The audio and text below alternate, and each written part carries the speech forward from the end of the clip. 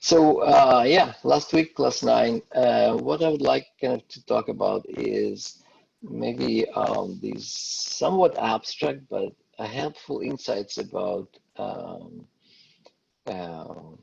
creating an engaging musical piece, but the principles themselves of anticipation, tension, and resolution are much more broad. I mean, they have almost like cognitive assumptions or implications. We'll talk about these theories and then also some of the work we are doing trying to measure this using more computational tools. So, what are anticipations and why they're important? Okay, uh, as basically a generic approach to an experience that someone might have reading a book, listening to music, watching a film, or playing a game. And we mentioned some ideas of uh, Ludus, basically the idea of game studies, right, and gameplay. But as as a concept of just you know, I wouldn't say passively. That's the whole idea. There is nothing passive about doing music, but it's not like a game experience in the sense that you compete against something. You have a flow of information that you're trying to experience, and you have certain sensibilities and certain type of musical knowledge, appreciation of music, and then the question is how all of that combines together to have an experience of music. Some people also specifically point to an idea of flow, which is more of an active engagement with music. And flow does happen in games, but it happens in learning, it happens in listening to a musical piece. Is that you're totally immersed. Something happens that you kind of like feel optimally engaged with this material, this information that is coming at you. So how does that flow and the feeling of being immersed into an experience, how is it related to like musical theory? So one of the relations is really trying to see if there is kind of a process of you trying to decipher, understand, and make sense of the information that is coming at you. And for instance, in music, a lot of the ideas of building anticipations and predictions have to do with common rules of, let's say, harmonic sequences. So there is kind of a little bit of a conceptual jump, but it's not so much a conceptual jump. It's just kind of trying to give like take this high level idea into something concrete, which might be a little limiting. But I mean, this is just one possibility of translating this idea that there's information coming and you process this, and you process this in ways that might be more engaging or less engaging. So what kind of processing you can do?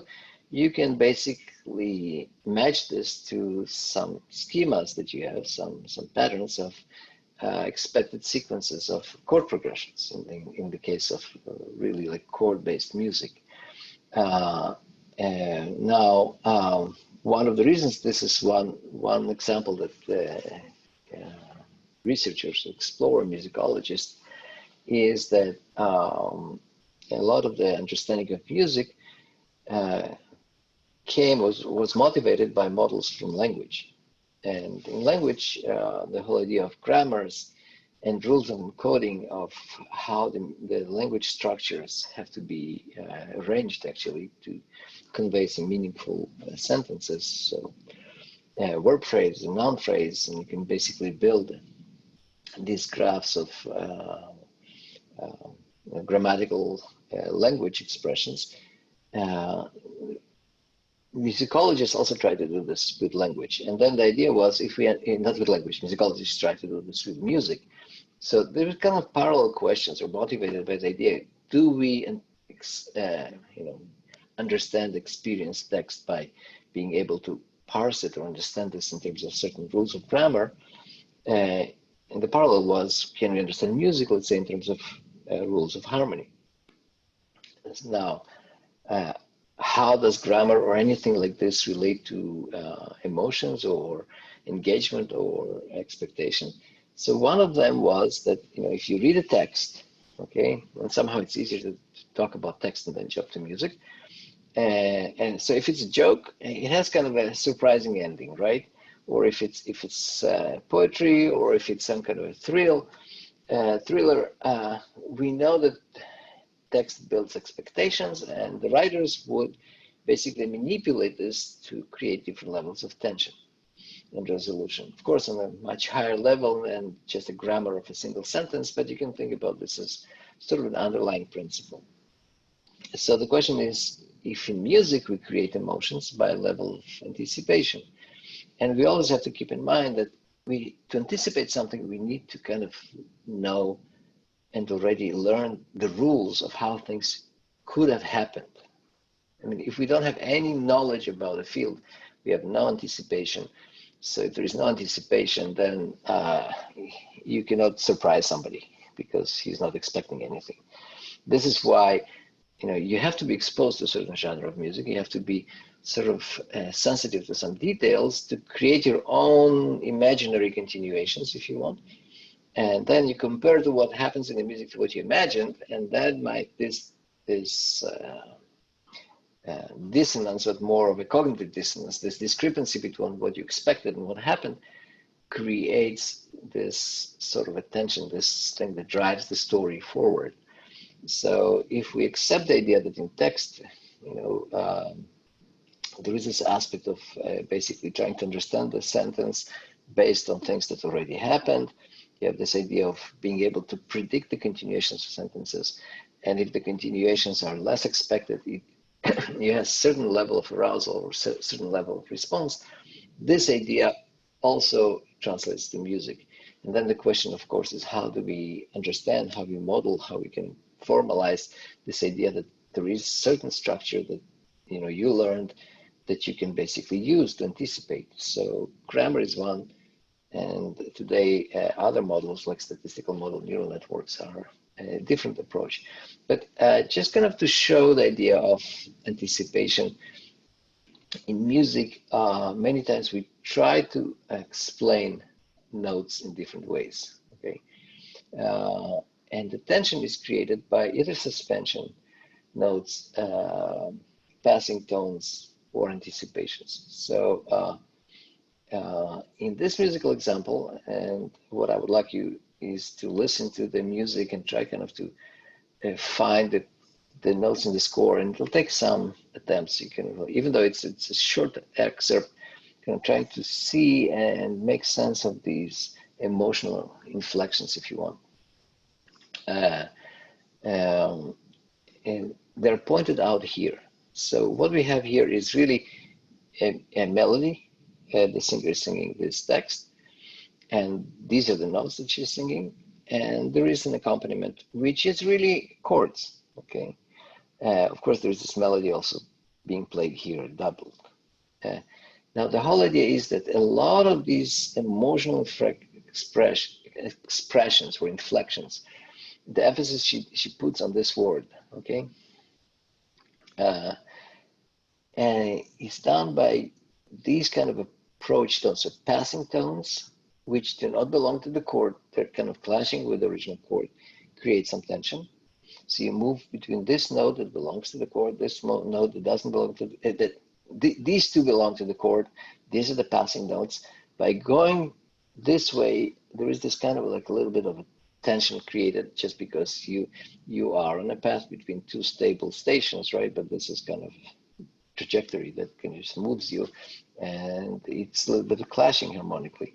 Neighboring tones, you move out of the tone that belongs to the chord and back, and this kind of gives it this kind of this emphasizes the note by creating tension coming back, and this is the anticipation. So there is just, well, the word anticipation here is really used as something that precedes or anticipates the chord. This melody here that belongs to this chord moves to this note, which doesn't belong to this chord, but it actually belongs to the next chord. So it creates this tension, but this tension actually predicts the last one. So anticipation is just one of the ways to create tension. These are other ways to create tension.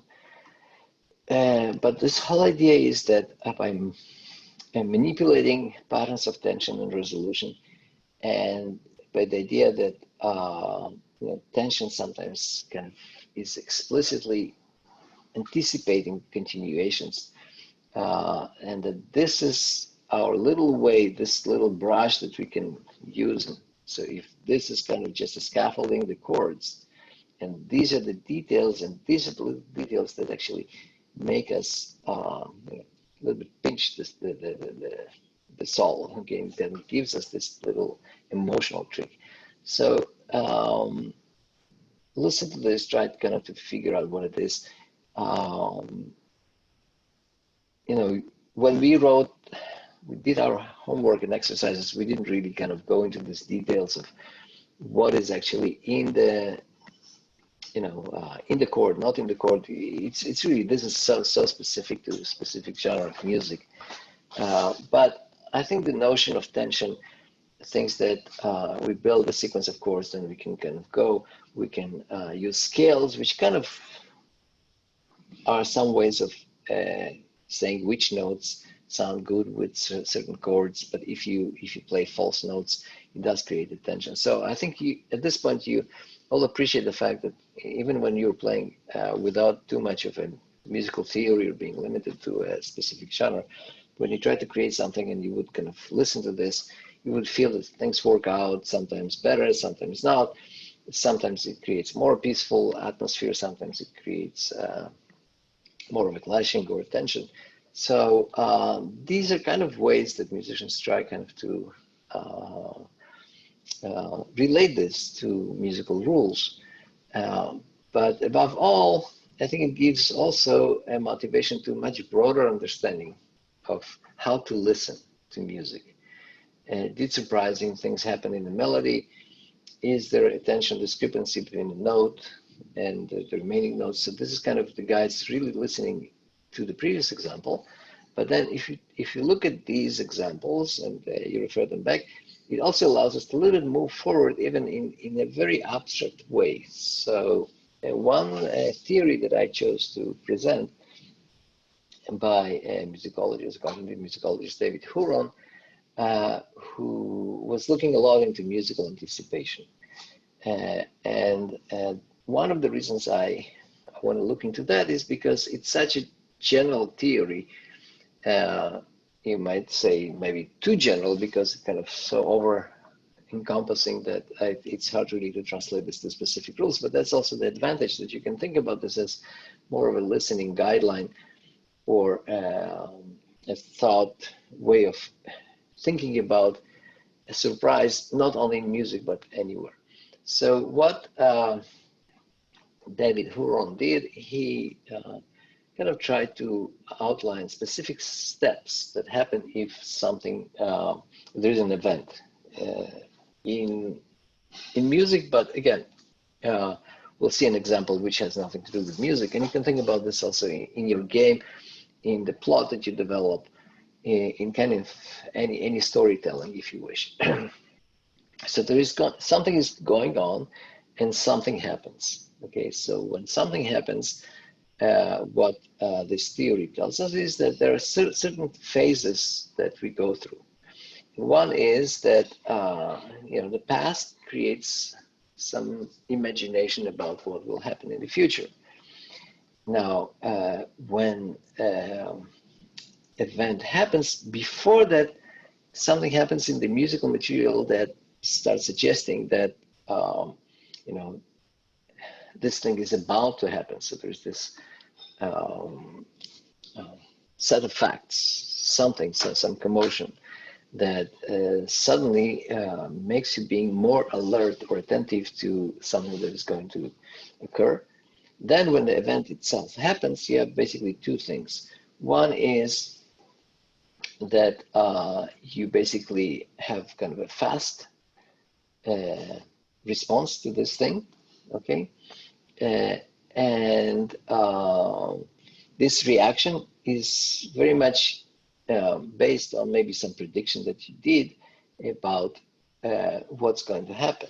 Now, whether this prediction and your reactions were correct or not, nobody, I mean, you will know only afterwards. So if your predictions were right, you will have a different appraisal than if your predictions were wrong.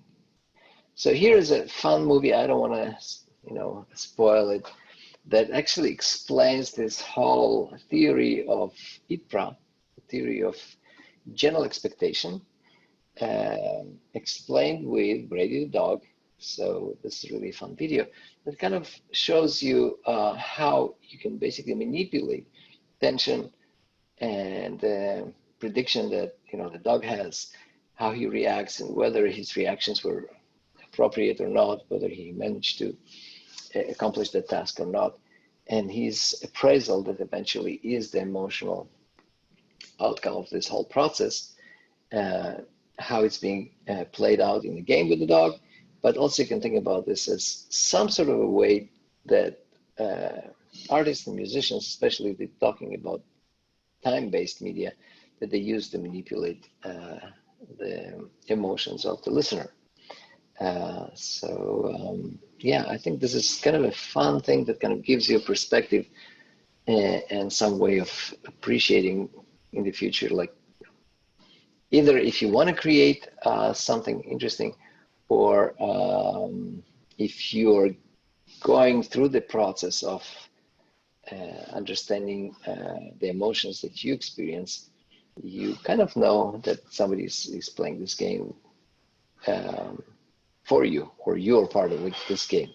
Yeah, let me know if you have any questions.